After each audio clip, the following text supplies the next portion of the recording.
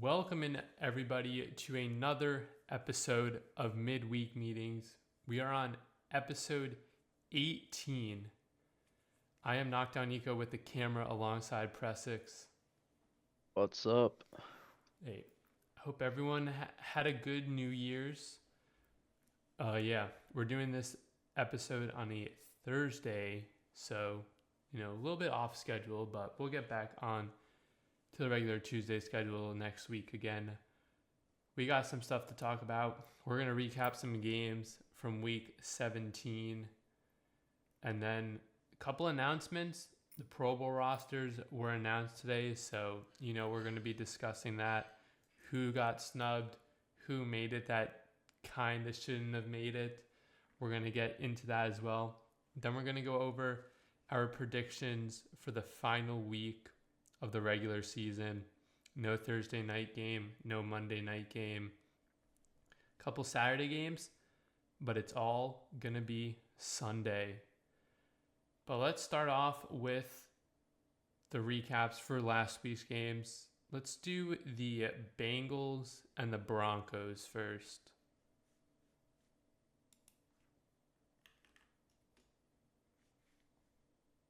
The Bengals, I Yeah, think, won that oh, game. sorry. Now you can go ahead. Yes, yes, the Bengals did win this game. This was a crazy overtime game where it feels like either team probably should have won like 20 times over, but the Bengals ended up coming out on top. Um, I think the Broncos, I think they're gonna get bailed out this week because they're playing the Patrick Mahomes Chiefs without Patrick Mahomes, so you know, probably a pretty easy matchup for them. They should be able to make playoffs, but Bengals, they had a late surge in the season. They've been looking pretty good recently. They can figure out some pieces on that defensive side of the ball. They'll be a really good team next year. Um, but yeah, I see the Broncos probably end up making the playoffs here, and the Bengals just missing out. But overall, it was a fun game to watch, and yeah, that's about it. Yeah, this was a kind of a crazy game. Joe Burrow went off, but I kind of agree with you. I think the Broncos are going to get bailed out this week, which we'll get into with our predictions. The Bengals, they're still in that must win. They need to win this. Chase Brown and I think T. Higgins as well are questionable for this upcoming game. So I'm assuming they're both going to play, but, you know, we'll have to see what happens then and there. But Joe Burrow's been on fire. Higgins and Jamar Chase went over 100 yards apiece, which was insane. So, yeah, I mean, the Broncos defense, ever since, I don't know what week it was, but the past, 4 or 5 weeks, they haven't looked good. They've given up a lot of points. They haven't looked like the Broncos defense from earlier in the year where they weren't giving up a lot of points. But I think they're going to get bailed out, like you said. And, we have Cincinnati. They play on Saturday. So, there's a little bit of drama with some of these games. But, yeah, this game was crazy. Bo Nix played decent. But Marvin Mims was the X factor for the Broncos in that game. He absolutely went off and, kind of helped them stay in that game because without him, they probably would have lost this game without overtime. The next game I want to recap is the Packers versus the Vikings.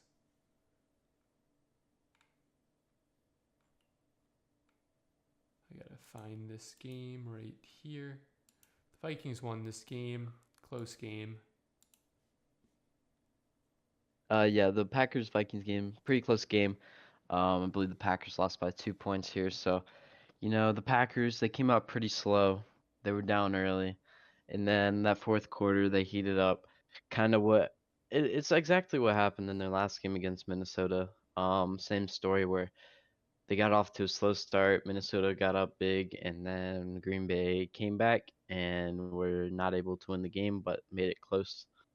So I think as you know, Minnesota's a great team, 14 wins and a chance to win the NFC North against the Lions this Sunday. But that was a pretty close game. Packers just need to play a full 4 quarters of offense week in, week out, and I think they can compete with any team. Their offense has seemed to be getting off to a very slow start, so maybe they need to switch something up or find a way to, not get down so quickly in these games. And I think they'll be able to make a playoff run this year. And the Vikings, I mean, no one expected them to be at this point in the season. Only 2 losses. I'm pretty sure some people had them at like 2 wins the whole season with Sam Darnold at QB. So big season for the Vikings. And I think their game against Detroit will really show how good they are.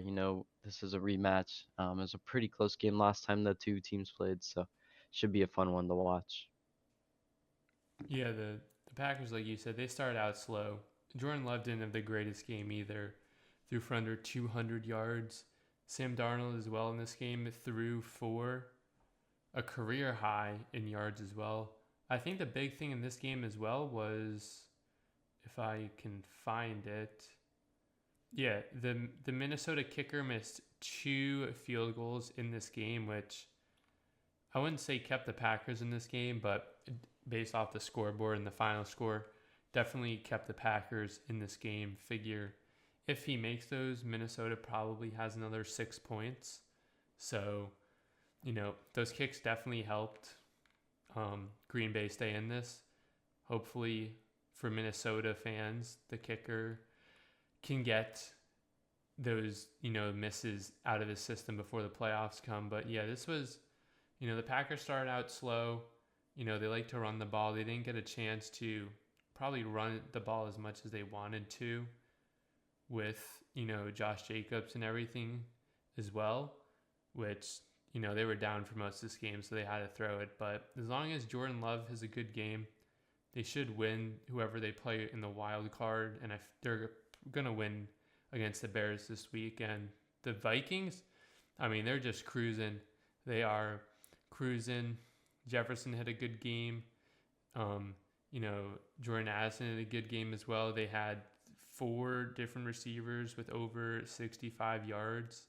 So just Sam Darnold dishing the ball out, getting his receivers a lot of stuff, and a couple turnovers as well for each team. But I think the big difference in this was Green Bay getting off to a slow start, and then the Minnesota kicker missing a couple field goals as well. All right, our last game we're gonna go over is the Sun. I think it was the Sunday night game. It was Atlanta at Washington. Michael Penix versus Jane Daniels. That game went into overtime, and you could say, should they change the overtime rules, especially, the Falcons never got the ball in the overtime and they lost because of that, you could say. Yeah, that was a pretty fun game. Two rookie quarterbacks going at it for a spot in the playoffs. Unfortunately, I think the Falcons are at a bit of a loss now at trying to make the playoffs. But it's a well fought game on both sides of the ball. Um, Harry McLaurin not being involved cooked me in my fantasy league, but that's another topic for another day.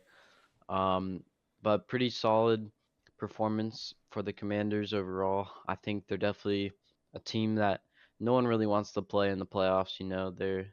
They got a lot of talent on that offense, especially. So a scary team to watch out for in the playoffs. And Michael Penix, after that first drive, he looked pretty good throughout the game. Um, he's definitely got a bright future ahead of him in Atlanta. And maybe the Falcons did make the right pick with Michael Penix in the first round. A lot of people were very confused when they took him, especially after signing Kirk Cousins. So maybe maybe they can prove that Michael Penix was the pick. And another note, Raheem Morris might have had the worst um, That was play clock terrible. management of all time. I believe they had 3 timeouts or something before half on their last drive, and they just ran the clock down and did not score any points. And then the same thing happened at the end of the game too, which forced them to kick a field goal and miss and force the overtime. So, you know, Raheem Morris has to figure out his clock management if he wants to keep his job as the Falcons head coach.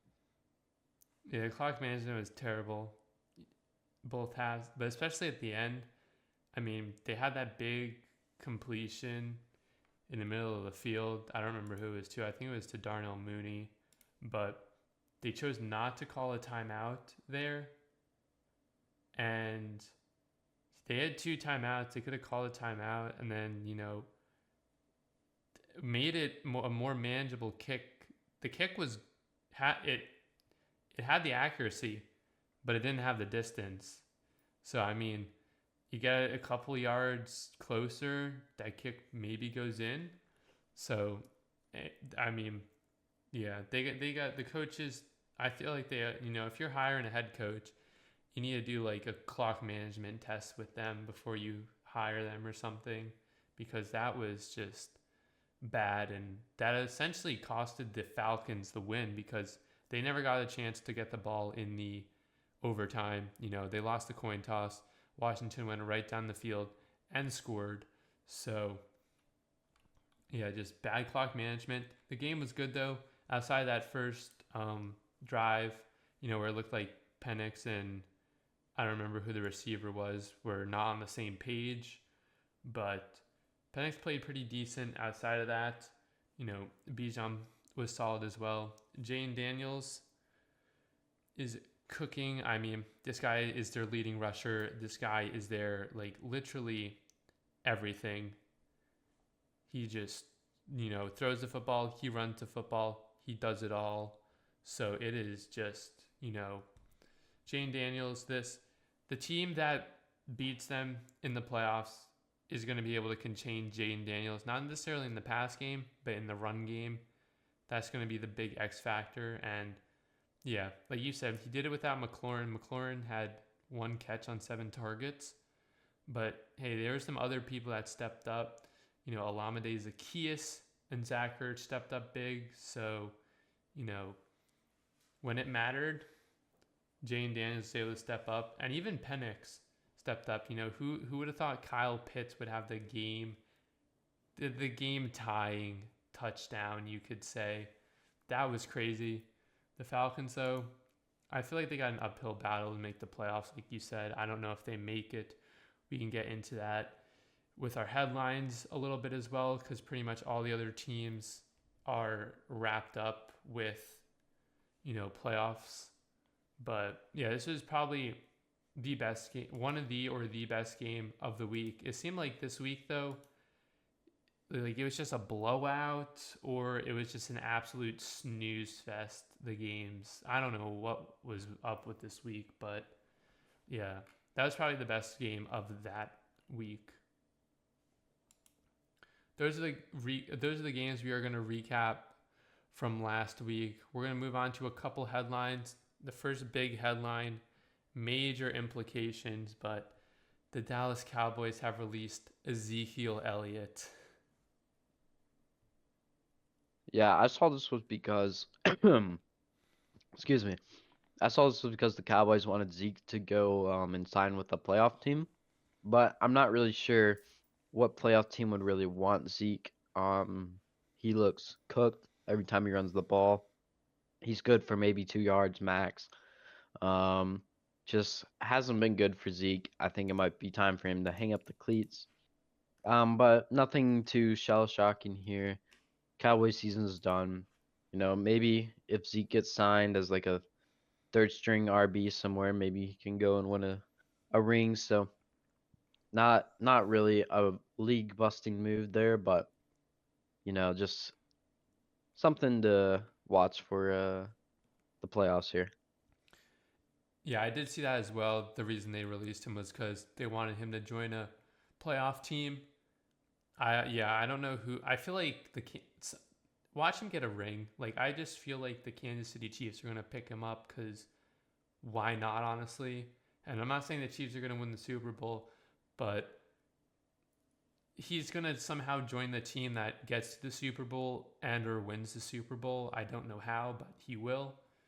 I mean, his stats for the season were 74 carries for 226 yards with 3 touchdowns, 3.1 average carry. He didn't do anything really in the receiving game. So, yeah, I mean, not the best stats, not the the worst stats, but he's definitely past his prime. You know, it's just going to be come down to if a team picks him up, who is it going to be? And, I feel like if a team picks him up, it's going to be maybe a team that has a good shot at winning the Super Bowl, like maybe a Kansas City or a Detroit, maybe Buffalo. But I don't see a Washington or, the Rams picking him up like that, like a not really a borderline playoff team, but a team that probably won't make a deep playoff run. So we'll see if he goes anywhere. If not, I guess he's looking to the off season. Speaking of the Cowboys, I did see before we started the show a rumor that Mike McCarthy might be interested in becoming the Chicago Bears head coach. If that rumor is true, that is crazy. As a Packers fan, feels like betrayal right there going to the Bears, but I'm not scared of no Mike McCarthy. Let's be real. He hasn't done anything, so whatever. Yeah, I don't know if it's gonna happen, but yeah, that was something that caught me a little off guard. I was like, okay, that's very interesting. But yeah, we'll see what happens with Ezekiel Elliott. The next headline I want to go on to today, the Pro Bowl was announced. The Pro Bowl rosters were announced. I don't know if you got a chance to look at them, but what do you think of them? Do you think, the question should be, who do you think got snubbed from either roster, the AFC or the NFC, and who do you think is on the roster that, really shouldn't be there? All right, so I think the biggest snub has got I would have put Brian Thomas Jr. on the Pro Bowl roster over both Zay Flowers and Jerry Jeudy. He had better seasons than both of them, in my opinion. Just without a doubt, snubbed. He's had a great season, and the fact that he's not on a Pro Bowl roster is crazy to me. Um, one other snub. Let's see. Let me look at the roster real quick. One other snub. I think Denzel Ward should not have been included in the Pro Bowl roster, and I want Christian Gonzalez over Denzel Ward. Christian Gonzalez has had a fantastic year in New England. Doesn't get much recognition just because it's New England, but he's had a fantastic season, and there's no reason why he should not be. On the team, yes. I agree with the Brian Thomas. I think Brian Thomas should have made it. Definitely over Zay Flowers. Probably Jerry Jeudy as well. One other person I think that should have made it from the AFC as well, I think Jonnu Smith should have made it over Kelsey.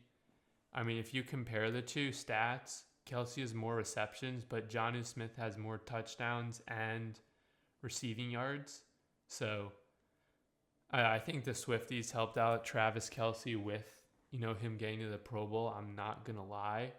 Jonnu Smith also broke the franchise record for the Dolphins for receiving yards by a tight end this season. So I feel like he got snubbed.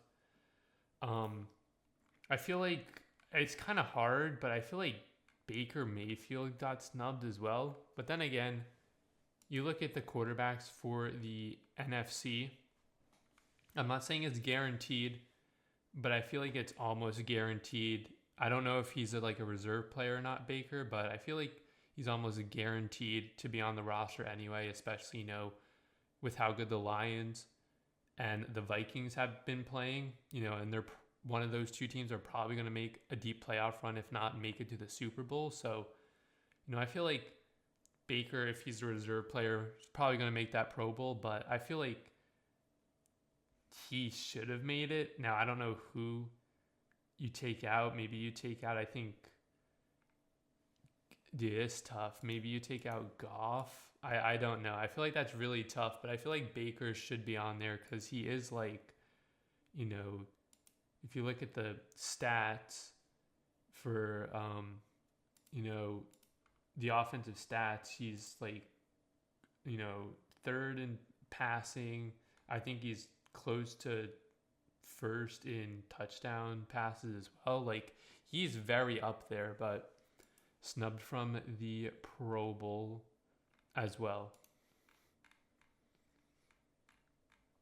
All right, one more, not really a headline, but let's take a look at the playoff picture right now. I mean, there's really nothing for the NFC. The NFC is just obviously the big games are, whoever wins between Detroit and Minnesota is getting the 1 seed. Um, if Tampa wins, they lock up the division. But so you're mostly just playing for some seeding in the NFC outside of pretty much. But for the AFC, that's where it gets down to. You have so Miami, Cincinnati, Denver all in contention for that final playoff spot. If Baltimore loses and Pittsburgh wins the division. But Baltimore, all they need to do is win a game. They need to win a game, and they win that division. They'll be the 3 seed. Texans can't improve their division or their placement. So then it just comes down to, who gets in between Denver, Miami, and Cincinnati. Yeah, I look at the matchups here, and I mean, in my opinion, the best team in the AFC who's still fighting for that playoff spot are the Cincinnati Bengals. But unfortunately, I think the Denver Broncos are going to win this game. I believe Carson Wentz will be the starter for the Chiefs, and I've even heard rumors that they will be giving their third string a lot of playing time as well. So Chiefs really do not care about this game, and the Broncos are obviously going to give it everything to get that playoff spot locked in. So unfortunately, I don't think there's a way Miami or Cincinnati make it into the playoffs. Um, Miami, I mean, they'll probably take care of business against New York, and the Cincinnati Bengals, they'll have a pretty tough matchup against Pittsburgh. So Cincinnati's probably not going to do it. Miami, I think, has the best odds out of Miami and Cincinnati, but overall, Broncos are probably going to lock in that 7th seed and end up facing Buffalo in the first round. And yeah, that's my prediction here for the AFC. And I don't see a world where Tampa Bay doesn't lock in that 4th seed this week. They have they're hungry for the playoffs. Baker's been playing great. The offense is rolling, and I think they'll be able to secure the win this week and get into the playoffs and leaving Atlanta eliminated. Yeah, I think Denver's going to win as well. They're going to lock in the playoffs. You know, yeah, like you said, I think Carson Wentz is confirmed starting this game. And then, yeah, there was that rumor originally that, their third string quarterback, I'm not even sure who it is, but whoever it was, they signed off the practice squad, was going to potentially start this game, but they're not. Wentz is going to start. I doubt really if any of their players are going to, their starters are going to start. Maybe if they're like a couple catches away from like an incentive, they might play the first quarter. But Mahomes isn't playing. I doubt a lot of their starters in general are going to play. So I feel like Denver is going to take care of this game, not pretty easily, but they'll win this game. And it's in Denver as well, which might help them a little bit. We won't know though, because Cincinnati, Pittsburgh, that'll be the first game we figure out. And, I'm not really sure what Pittsburgh is going to do. I think they're going to play their starters anyway, even if Baltimore wins and locks up the 3 seed. So I think they're going to play their starters no matter what. And Miami versus the Jets. I mean, Miami should win this. We'll have to see. Tyler Huntley or Snoop Huntley is starting this game. I think Waddle's still questionable. I'm not sure if he's playing. So, they took care of business against the Browns. They should take care of business against the Jets. Although, I mean, who knows? This Jets team, they lost to the Bills badly, but, it's another divisional game. They might do some, not witchcraft, but they might put up a fight. And then I think Tampa wins this. They're playing New Orleans. They're, I don't think Derek Carr is playing. And I saw something like Kamara, they're like three of their key skill players were all limited or not practicing this week. So it's going to be, I wouldn't say a rough game for New Orleans, but it's going to be a tough game for New Orleans. Plus, Tampa has that Mike Evans incentive as well, which, they're going to feed him the ball so he gets the 1,000 yards. And I think he's 5 catches away as well from a bonus. So, yeah, I think Tampa's going to win this pretty easily. And then it's just going to come down to, I think Green Bay can leapfrog Washington if Green Bay wins and Washington loses. But if they both win, I think Green Bay is that 7 seed, and then, Washington will be the 6 seed. Anyway, those are our headlines for this week. We're going to move on to our predictions for Week 18. Like I said, no Thursday game, no Monday game. We got 2 Saturday games, which are both in the AFC North. And then we got the 1 Sunday night game. As I pull this up, I think I think I did pretty good last week. Let me pull up my exact stats. I went Yeah, 14-2 last week. yeah. Last week, I went 13-3, so pretty solid weeks from both of us. Um, Yeah, let's see. In the group, I'm currently 3 wins ahead of you, so we'll have to see who ends up winning yeah, between pretty both of us. close. Yeah, I'm Could be a 165 and close matchup. 91 overall. Yeah, so we're pretty close. Indeed. All right. Week 18 predictions, though. First game on Saturday. I thought this was at 1 o'clock. I'm not going to lie. This game starts at 4:30, actually. It is Cleveland versus Baltimore. And I think they confirmed today, Cleveland, that Dorian Thompson-Robinson and Bailey Zappi are going to split time at quarterback. But Bailey Zappi is starting. Yeah, I don't think it matters who plays quarterback for the Cleveland Browns. I'm taking the Baltimore Ravens. They should be able to lock up the division, get that pretty high seed, hopefully get a early early win in the playoffs, get a good matchup. And I think, Browns, if you're a Browns fan, I mean, I don't even think you have much to look forward to, man. I'm not gonna lie. I've heard that Deshaun Watson's coming back next year. He agreed to take a pay cut, so he's coming back. So better better buckle down, Browns fans. This is gonna be a long. I know you've had some long years in the past, like the 0-16 year, but it's just gonna keep living in misery for a while. Give me the Ravens. They're primed to make a deep playoff push. They got Lamar, they got Derrick Henry, and they got Pro Bowler Zay Flowers apparently. So, they're ready to make that push. Yeah, I'm taking Baltimore as well. Honestly, wouldn't surprise me if, the starters don't play in the fourth quarter based on how the game goes. There was also that thing I sent to you right before we started the show. Cleveland is an 18-point underdog, which is when they went 0-16, they were no more than a 13.5-point underdog. So this just tells you either how bad the Cleveland Browns are or just how good the Baltimore Ravens are, or a mixture of both. The Browns are going to win this game. Or I'm sorry, the Ravens are going to win this game. The Browns, I mean, I think it was confirmed. Let me see if I can find it. That Njoku, Pierre Strong Jr., and Jerome Ford are all out. They're not playing this game. Yeah, and Dorian Thompson Robinson, Bailey Zappi are going to both play quarterback. I think Bailey Zappi is starting this game. Yeah, from this source, Bailey Zappi is going to start. That means, I mean, I feel like it's going to be like last game against the Dolphins, where Jerry G is going to have like 15 plus targets, and then Jordan Atkins should have a decent amount of targets as well. And then besides that, I mean, who knows?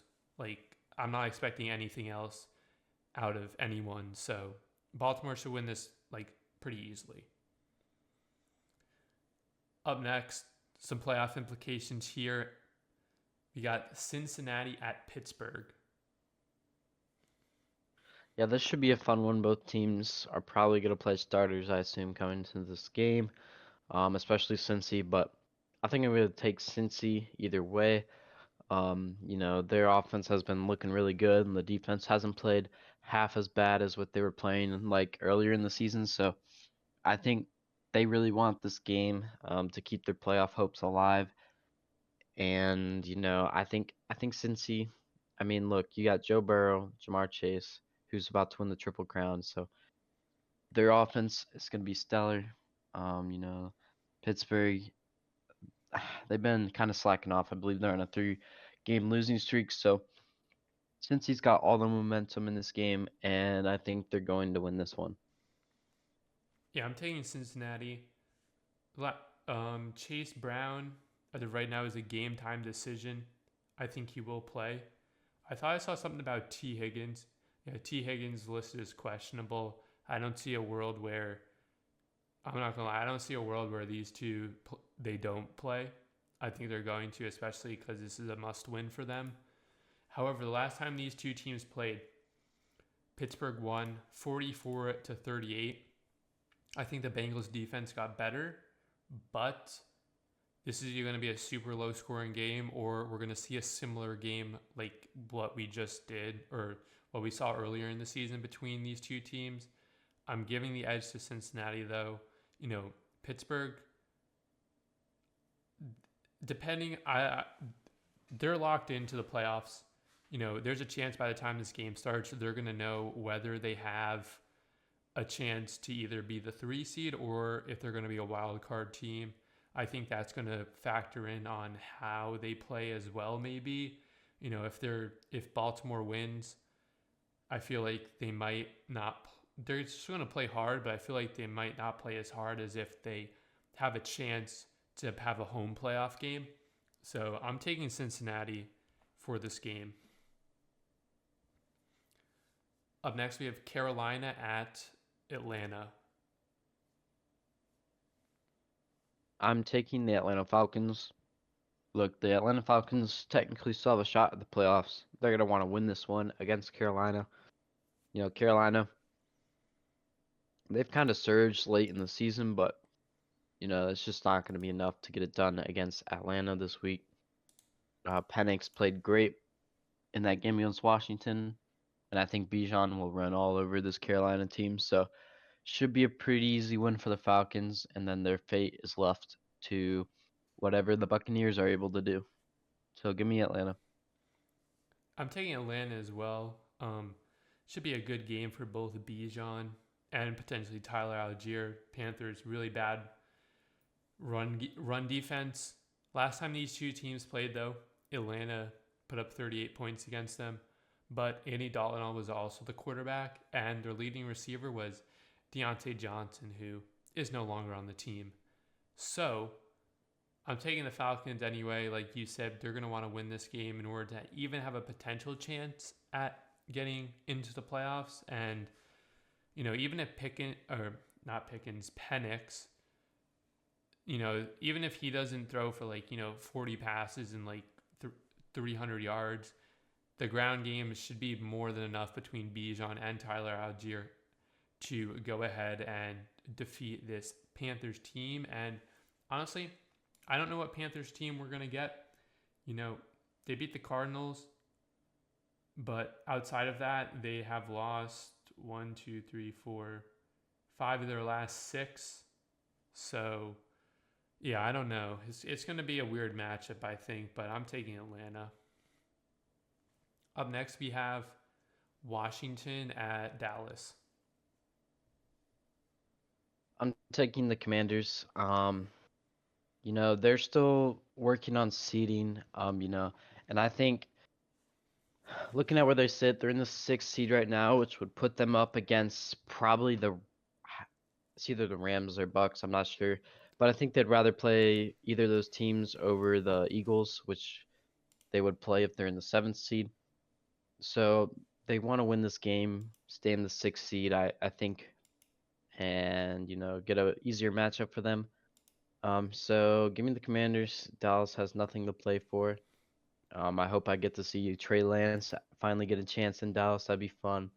I'm tired of the Cooper Rush time. He plays mid every game and wins some, loses some, but I want to see what Trey Lance is able to do. So hopefully Trey Lance gets some playing time, and the Commanders should win this one pretty easily. Yeah, I'm taking the Commanders.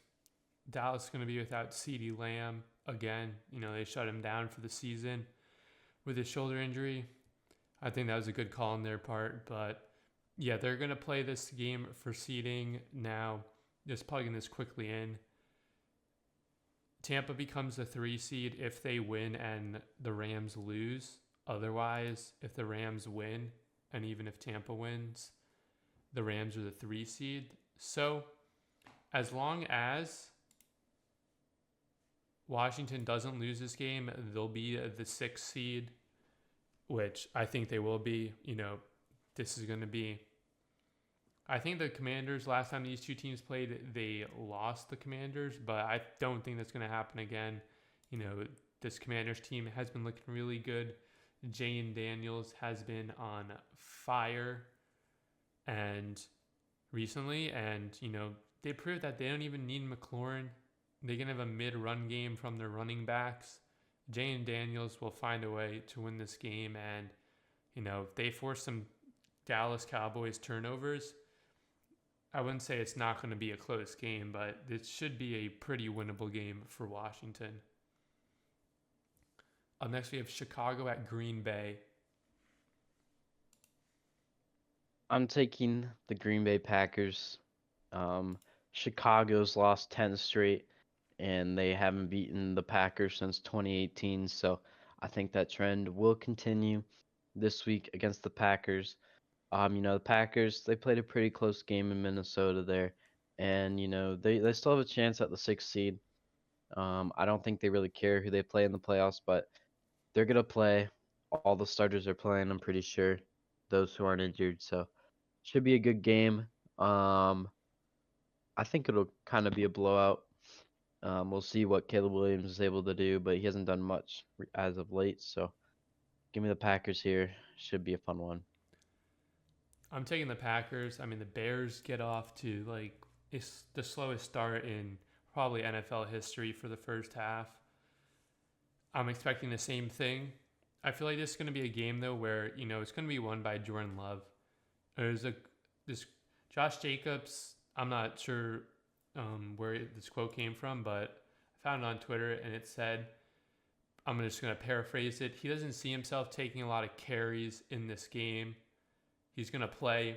He's going to push to play and, play hard when he's playing, but he doesn't see himself, taking 30 carries this game. So, I mean, that could be one of two things. You know how the NFL works. They say one thing and now he's going to have 40 carries. But the Packers are going to win this game pretty easily. They literally just need to score 14 points in the first quarter, and the Bears are going to have to play catch up. Now, I'm expecting Caleb Williams to have decent stats because he's going to throw the ball 8,000 times because they're going to be down for 90% of this game. But yeah, the Packers, they can't do anything. They're banking on winning this game and the Commanders losing, but It's a rivalry game. It's in Lambeau, and I think Green Bay is just gonna honestly pretty easily take this. Up next, we have Houston at Tennessee. Yeah, I'm taking Houston. Neither team really has much to play for. Houston's kind of locked into that fourth seed. Tennessee, I guess, is playing for a draft pick. So, Tennessee's probably not much of a competition for Houston at this point in the season. Houston, I feel like they still need to find some rhythm on offense. Their offense really has not looked good all year. It's a good game for CJ Stroud to do so. Find Nico Collins, get into a rhythm on offense, and carry that momentum into the playoffs. That momentum would 100% help them and is definitely needed as they will have some pretty tough matchups in the AFC. But yeah, I think Houston will run away with this one here. I'm taking Houston, although they did lose to the Titans earlier this season, but I'm still going to take Houston. I think D'Amico Ryans, I think that's their head coach, said that they're not resting their starters, so that gives me another reason to pick Houston. Tennessee is going to be without Tony Pollard. They're going to be without Tajay or Tony Pollard might play. They're going to be without Tajay Spears, but there's a potential Tony Pollard doesn't play. They'll be down their third running back if he doesn't. Um, I think Okonkwo as well got downgraded to questionable for this game as well. So, you know, yeah, the Titans, they're just playing for a draft pick at this point, like you said. I think it's Houston's going to win this game. And I feel like they do need to play their starters just because they haven't been playing that good recently, and they do need to get into a rhythm once the playoffs start. I mean, they only scored 2 points against Baltimore last week, and that was because of the defense on a safety. So, yeah, people were questioning like why they're playing the starters, which I get as well. But I feel like they kind of need to, at least depending on what the score looks like. Maybe they only play half the game if it's like looks like it's going to be a blowout. But I'm going to take Houston. Up next, we have Jacksonville at Indianapolis.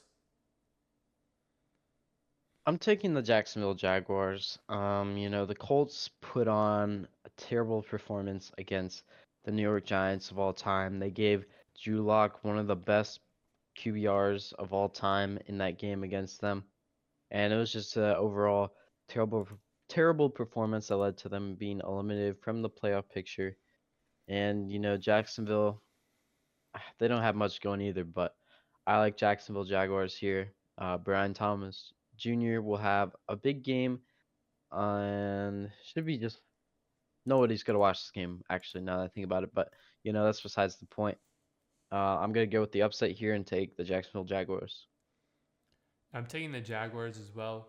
Last time these two teams played, the Jaguars won. This was a high scoring game the last time these two teams played as well. Tank Bigsby had a big game. Trevor Lawrence played in this game as well, though.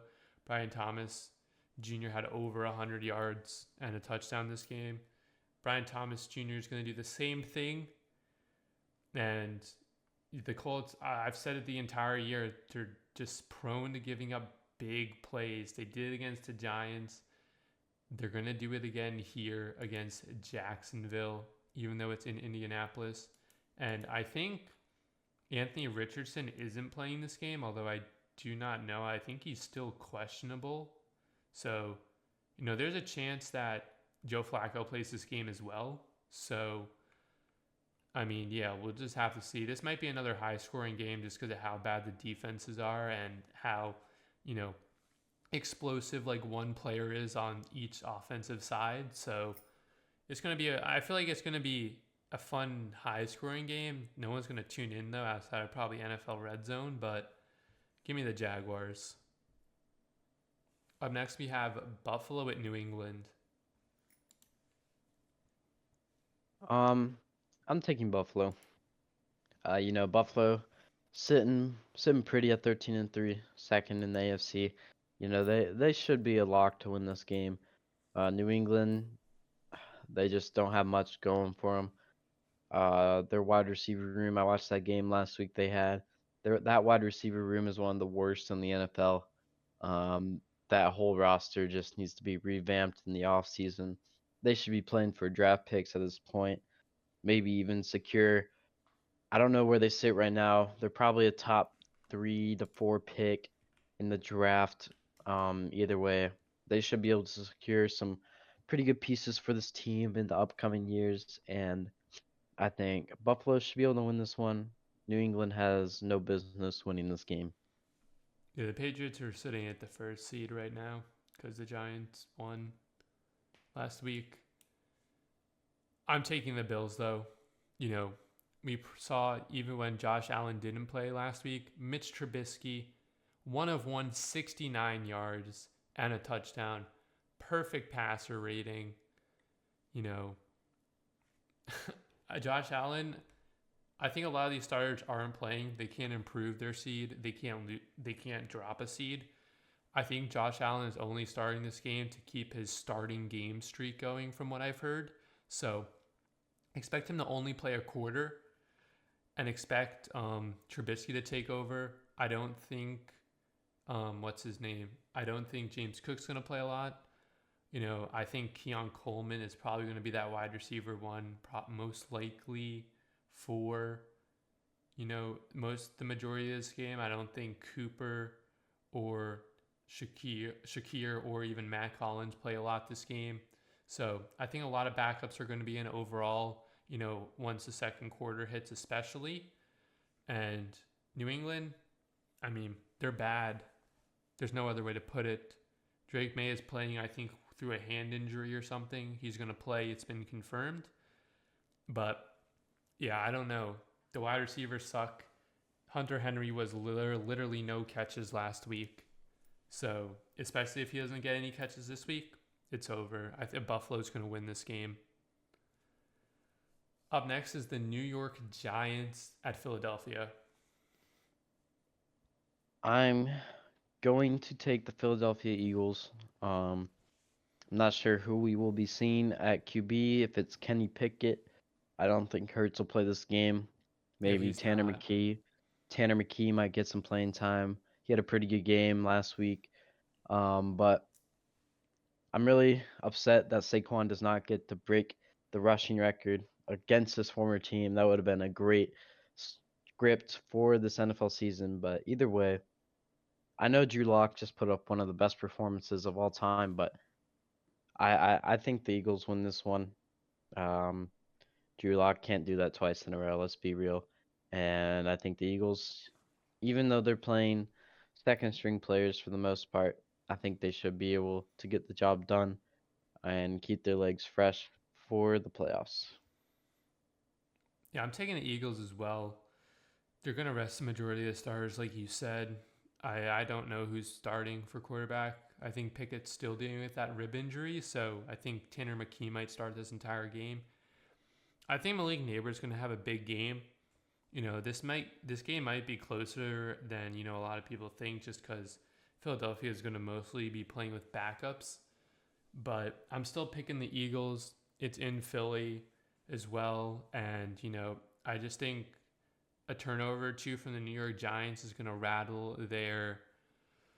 rattle their cage, but it's going to be the cause for them to lose. And you know a loss maybe gets them a better draft pick. It definitely doesn't make their draft pick higher, or you know it doesn't make their draft pick farther away from the first overall pick. So unless they do some New York Giants thing and win the game, then just completely ruin their draft pick or what place they go in. I'm taking the Eagles though. I feel like this is going to be one of those games where nobody cares too much about it unless you're like looking for fantasy. Up next, New Orleans at Tampa Bay. I'm taking the Tampa Bay Buccaneers. They are hungry for the playoffs. Mike Evans still needs some yards for that 1,000 yard receiving season, so to keep a streak alive. Should be a big day for the Bucks offense. New Orleans. I'm pretty sure they're going to be out without their key players again, so should be pretty big win for the Bucks. If they lose this game somehow, they definitely did not deserve to be in the playoffs. So give me Baker and Bucky Irving to carry the load and get the job done for the Bucks. Yeah, I'm taking the Bucks. Must win. They're playing all their starters. They need it. Mike Evans, I think, is 5 catches and 85 yards away. Well, he's 85 yards away from the 1,000, and then he's 5 catches away from another incentive. I don't remember how much it is. So expect them to have at least 5 receptions and 85 yards, if not more. Obviously, Marshawn Lattimore is no longer on the Saints. That'll definitely help out Mike Evans. Yeah, New Orleans, I think they're going to lose this game. They need it to help their draft position. And the Bucks are playing for a playoff spot. It's as simple for them as, pretty much any of the teams. They win this game no matter what Atlanta does, and they're going to go to the playoffs. I'm taking the Bucks. Up next, we have Kansas City at Denver. I'm taking the Denver Broncos. We kind of talked about this one already, but Carson Wentz is the starter for this game, so Broncos, they want the playoff spot. They're hungry. They're gonna win this game. Kansas City's already locked in that one seat, so they don't really have much to play for. And Broncos, they haven't been playing great as of late, so this would be a good game for them to get their confidence back, get that defense back in shape, and get that final playoff spot. So I'm taking Denver here. I'm taking Denver as well. I think they're going to get this, especially with the Chiefs resting the majority to all of their starters. Denver's going to be playing everyone. They're going to be playing like how Tampa is, like I just said. They win this game, they're in the playoffs. Simple as that. I'm taking Denver, especially against backups, and it's in Denver as well. It's going to be good time for the Broncos. Also, I saw somewhere this morning, expect Cortland Sutton to potentially have a big game. I think he's exactly 100 yards away from an incentive for reception or not receptions for yards, receiving yards. So, maybe they try to get him that as well. Especially if they're winning and it's close to the end of the game. So just be on the lookout for that.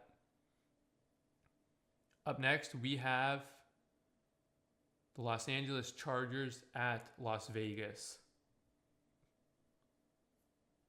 I'm taking the Chargers here. Um, Chargers have looked pretty good recently. Lad McConkey has really come on as a strong piece in that offense, and with Dobbins back, their offense is even better. Raiders really have nothing to play for. Not a great team. They need to reconsider everything going into the offseason. So I don't expect the Raiders to win this game, and I'm going to take the Chargers here. Not much to say about that one. Yeah, I'm taking the Chargers as well. I don't know if they're sitting anyone because I think they're still playing for seeding potentially, especially if Pittsburgh loses. So I think they're going to play their starters. Now, for the Raiders, the only thing that's probably looking forward to is the battle for the reception record between Brock Bowers and Malik Neighbors. I think Bowers has the edge. I think Malik Neighbors is only 5 behind, so it's going to be a close one on that. But the Chargers should win this game pretty easily, although it is a divisional game. So honestly, who knows what's going to happen? But the Chargers, especially if Cincinnati wins that game against Pittsburgh, I think Pittsburgh or the Chargers have a chance to leapfrog Pittsburgh in the seeding. So I'm taking the Chargers. Up next, we have Seattle at the Los Angeles Rams. I'm going to take the Rams here. Seattle was eliminated last week for the playoff push, just due to strength of victory, which is kind of a weird way to lose. But, you know, Seattle can't really do much to get in the playoffs anymore. They're just playing for bragging rights, I guess. And the Rams, they're looking pretty solid. They really don't have much to play for either. I like the Rams though. Their offense is pretty solid. Kyron Williams has been having a great season. Puka's been great. Stafford has gotten back on track. And they're just a solid team all around, in my opinion. And it's in LA, so no home field advantage for Seattle, which will definitely help. And I think the Rams, they're just more, their heads in the game more than Seattle, in my opinion. So I'm gonna take the Rams here. I'm taking Seattle. Even though they got bounced from the playoffs due to the strength of victory, even if they win this game, I think they're going to come out fighting. They're going to win this game. I think Jimmy Garoppolo is starting this game as well for the Rams. So Stafford isn't playing this game at all. I don't know about any of the other starters on offense or defense, whether or not they're playing. So I wouldn't say, you know, they're taking out all their they're resting all their starters, but, you know, I'm not saying I think Garoppolo is playing as well, so that's partially why I'm taking Seattle. The Rams, I mean, the only thing they're playing for is if they lose and Tampa wins, they become the 4 seed, which I don't really know if they're too concerned about that, honestly. Maybe, it depends on who they actually end up playing. It's going to be a tough opponent anyway, whoever they end up playing in that wild card spot, but I don't think they're too concerned about whether they're the 3 seed or the 4 seed, honestly. So I'm going to take Seattle. I think it's going to be a close game. Also, I think Geno Smith has some incentives as well for passing yards. I think he needs just under 200 passing yards for an incentive. So expect him to throw the ball a lot as well. Up next, we have Miami at the New York Jets. Give me the Miami Dolphins. Like we talked about, Miami's still alive, so they have something to play for here.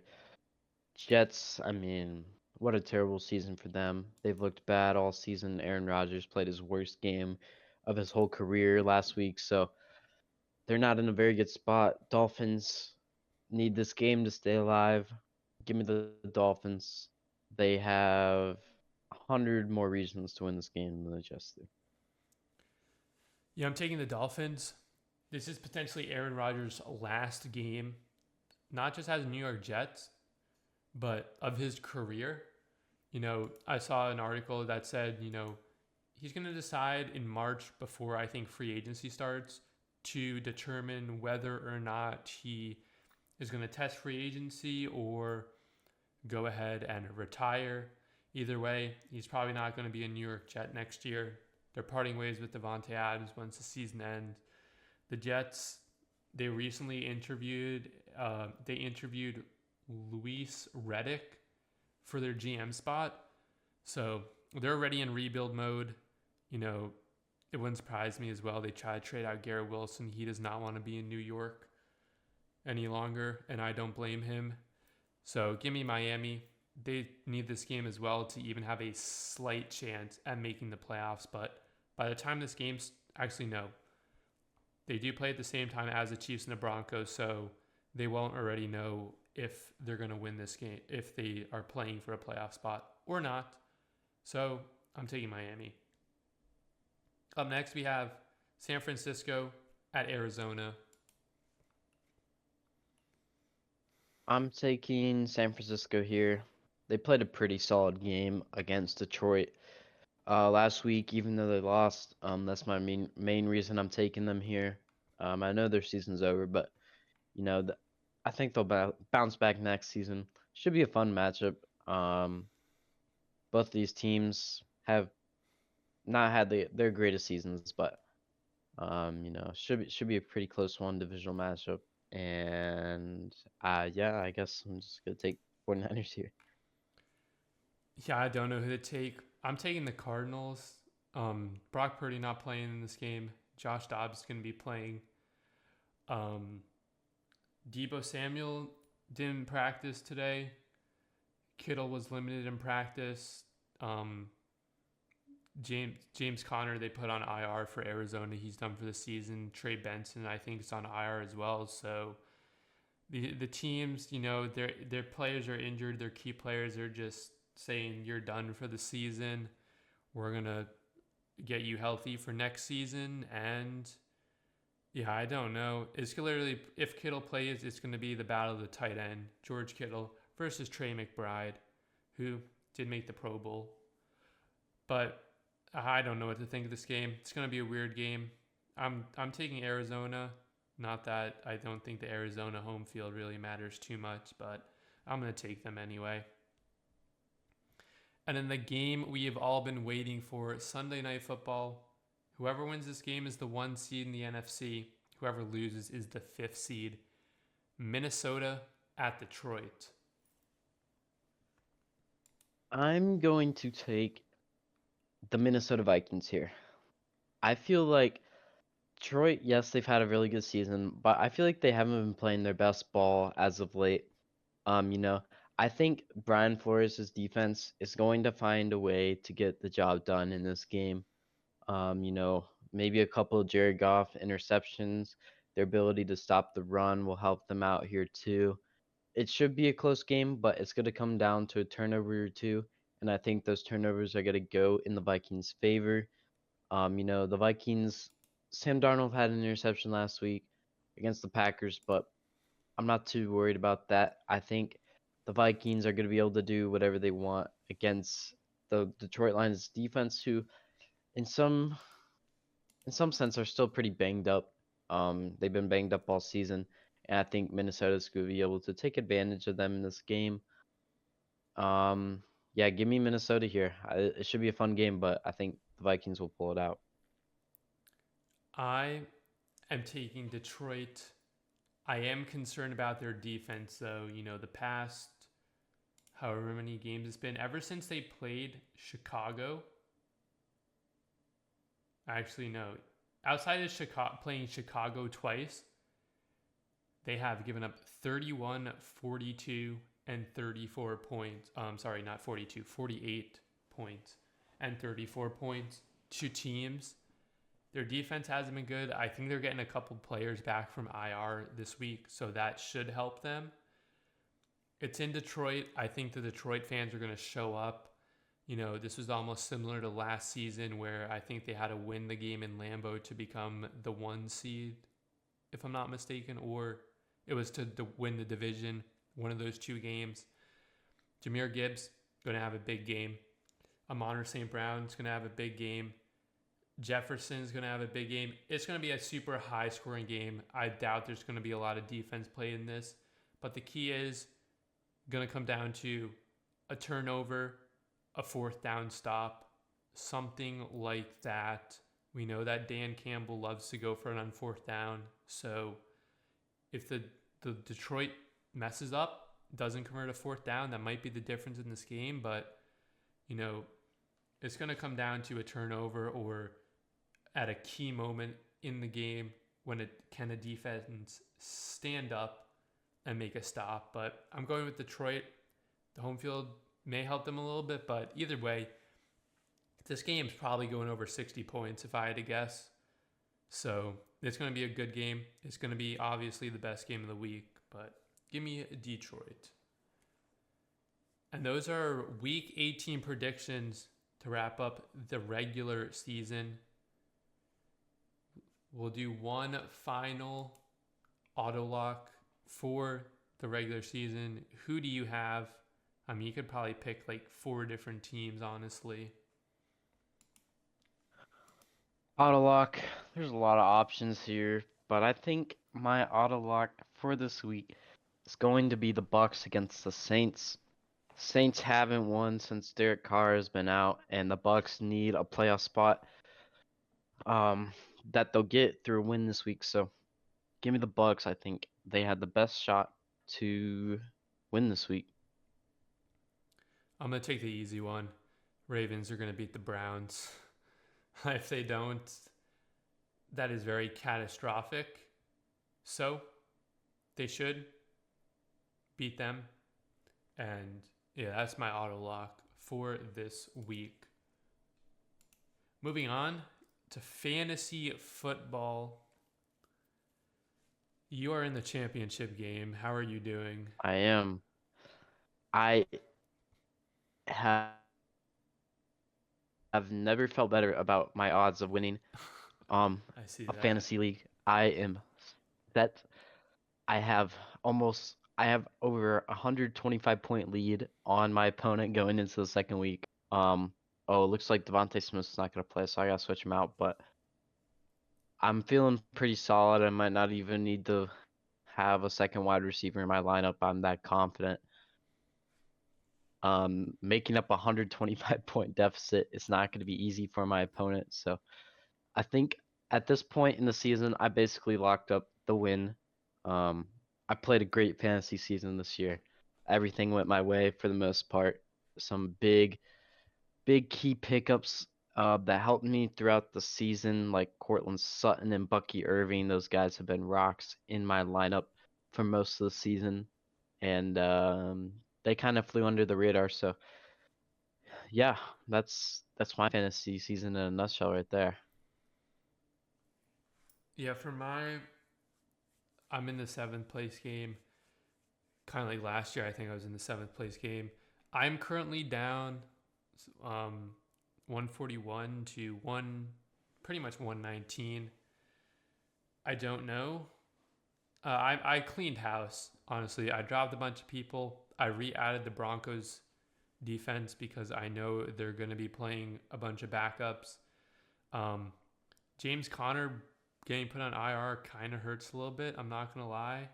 But I got three running backs in right now. I got Ray Davis in because I figured he's going to play a lot because the Bills are going to run a lot of backups in. He's projected 10 points. I got Tyrone Tracy, and he'll probably have a good game against some backups. I have ETN in for I think the first time since like the first couple of weeks in. I picked up Okonkwo from off of waivers as well, although I don't know if he's going to play.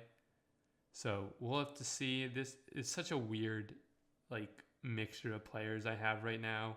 I also picked up Zacchaeus off of not waivers, but I just claimed him today. I might throw him in because I feel like he might do good as well. So I got to figure out who I'm actually going to decide to play, if I'm going to do three running backs this week or if I'm going to throw in Zacchaeus. Mooney's questionable, although he hasn't really done too much since Penix has taken over as quarterback. But it says I still have a 26% chance to win this game, although I'm not. It's not looking too confident. He's got Joe Burrow, you know, and Bowers. They're gonna have a big game. Bijan Robinson's playing Carolina. He's gonna have a big game. So it's gonna be an uphill battle. But I mean, my fantasy team overall this year, it was very inconsistent. A bunch of weeks I had like one half my team show up, the other half didn't show up. I definitely whiffed on a couple picks and a couple trades. Trevor Etienne. It's Travis Etienne. One of the two. You're banned from fantasy football on my team for the rest of eternity. You're not getting drafted again. Um, yeah, but inconsistency about sums up my fantasy season this year. And the weeks that everyone did show up, like the teams I faced put up like 0 points. Like my highest scoring week was, well, not including the playoffs, was 168 points, and my opponent that week put up 62. So, I mean, that just shows you about how the fantasy week has gone for me. But looking to end on a strong note, I do have Goff and Amonra. I'm kind of curious to see who my quote unquote fantasy MVPs are going to be this year. I feel like I know who they're going to be, but I'll have to wait and see.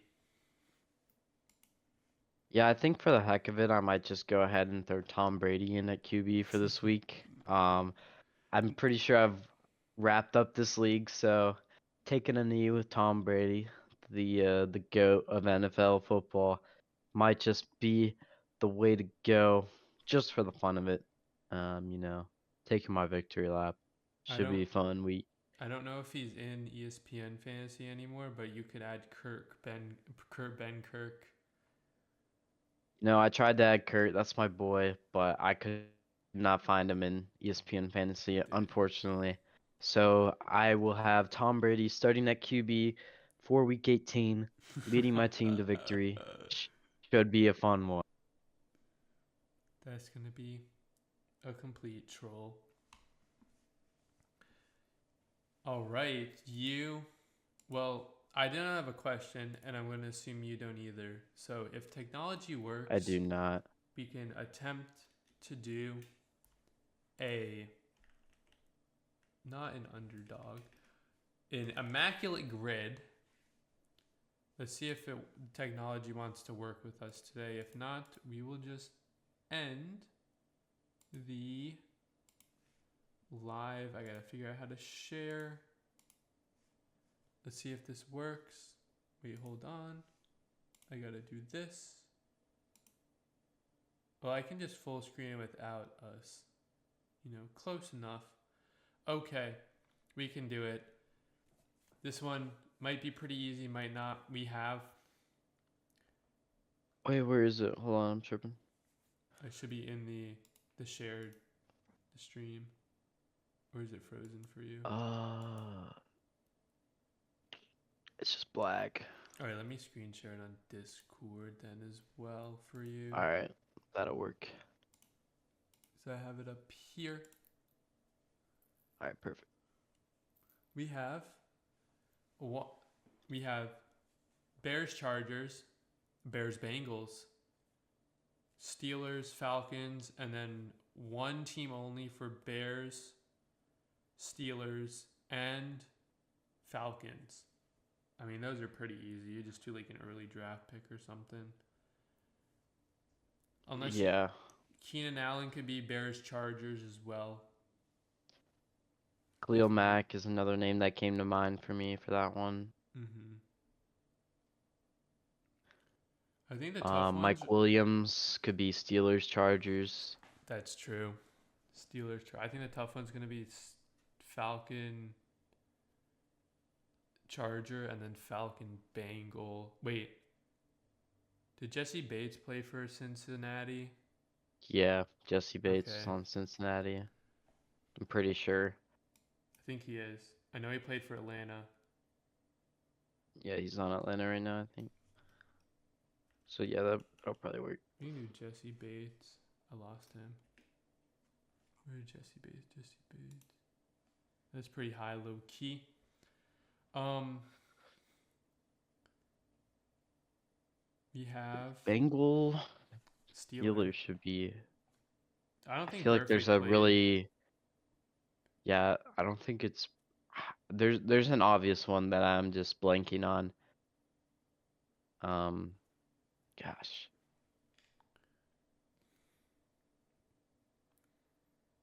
Dang it, dude. I mean, the one only we can do Caleb, Dunze, Pickens, Bijan, Kyle Pitts, Penix. You could do like for the Bears, what's that punter's name? Is something Taylor? The Oh, punter they Tory drafted? I feel Taylor. like yeah, that'd be a good one. Yeah. 1%. There we Hey, go. let's That's go. solid. Has Chris Boswell been on multiple teams? I want to say no, but I can't. I'm not 100% sure about that one. I'm not You could sure do like either. Darnell Washington. I know the tight end for the Yep. Steelers. I know We can he's do only been on that team. That might be a little under the radar. I'm not sure. Maybe. 1%. There we Let's go. go. Falcons. We could do Bijan Algier. Wait, London works. didn't what's his name? Young Ho Koo play for Atlanta and San Diego? I'm pretty sure he did. Yeah, I think he was on a different team, like a different team's practice squad. Oh, did he play in a I'm not game sure if it was though? San Diego though. I don't know if he played in a game. We'll leave that. I I don't think that's an remember. option though. I think that's an option though. Okay. So, wait, who do we want to do You then? could do Grady Jarrett for the Falcons too. That guy's a beast. Oh yeah.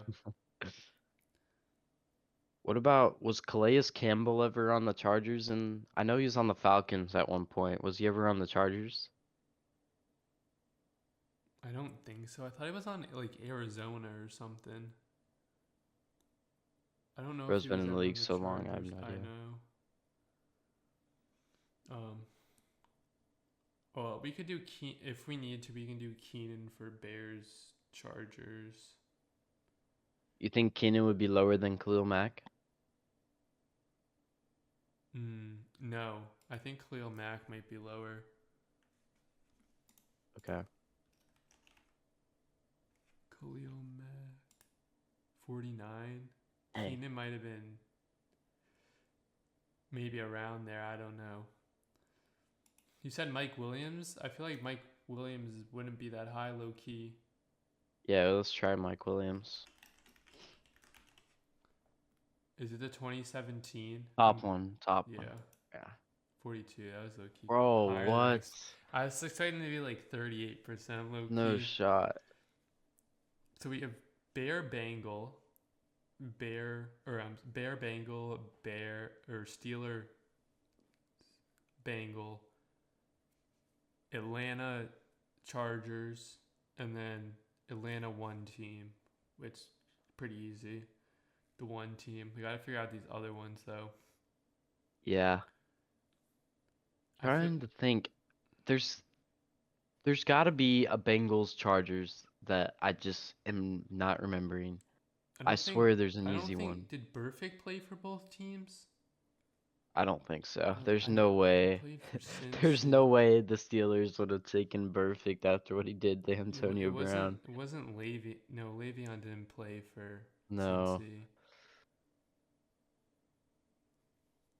dude. Oh, this could kill me. And then there's a Bear and a Bengal. I couldn't tell you that one. It's probably a quarterback. Did McCown Bengal. dude, it's gonna be like a Josh McCown or something. Wait, did Cutler play for Cincinnati? Wait, Carson Who's Palmer. on the Broncos? Carson Palmer played for Cincinnati, played for Arizona. Who else did he play for? Mm, Did he ever play for I don't Chicago? remember him in Chicago. Mm, What about like Kyle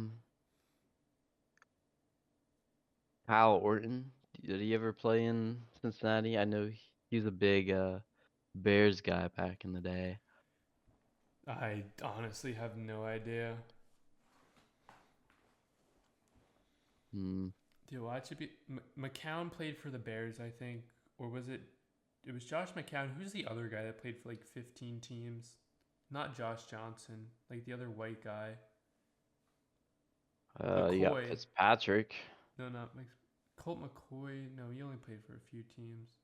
Fitzpatrick was a Bengal. Was he either of the other ones? He wasn't a Bear, I don't think. No, I don't think he was ever a Bear. I don't know if he was a Steeler. My guess is probably not. They Probably were pretty not. solid at QB. Yeah. Um, I'm not gonna lie, I kind of want to risk the Falcon Charger for Young Hoku. all right, go for it. How do I spell this guy's name? Is it Y-U or is it Y-O-N? I think it's Youn. Okay, you could do his last name Koo. That might pop up. Oh, Yeah, right it's there. one word. I told you. Nice, good pull. Good pull. Oh, 11%. I feel like that's low-key high for a kicker. We could get this other Atlanta one out of the way. Who do you want to do? I feel like the newer guys would be higher, right? So I don't know. I feel like Grady Jarrett might. I know he's been there forever, but maybe he'd be lower than like a Bijan. I'm not sure. Well, there's Bijan Pitts, Drake London, Drake London. Did Algier play Tyler for another Algier. team? I don't think No, they Tyler. drafted him. They drafted him the year before they drafted Bijan. He might be able to be low. I feel like we can go Algier. 6%. That was low key a Nice. poll. So then we just have Steeler, Bengal, and Bengal Bear.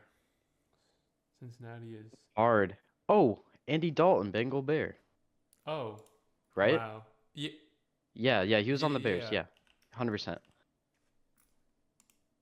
A Pretty 47%, high, but but couldn't yeah. think of another one. All right. This one's Steeler, been killing me the whole time. I have no Steeler, idea. and a Bengal. Who could it be? Oh my goodness. There's got to be one that I swear there's a popular one that I'm just forgetting. No, Brandon Whedon played for the Browns. Yeah. No, not. I'm trying to think of like just random players. Vic only played for the Steelers. Steelers. Um,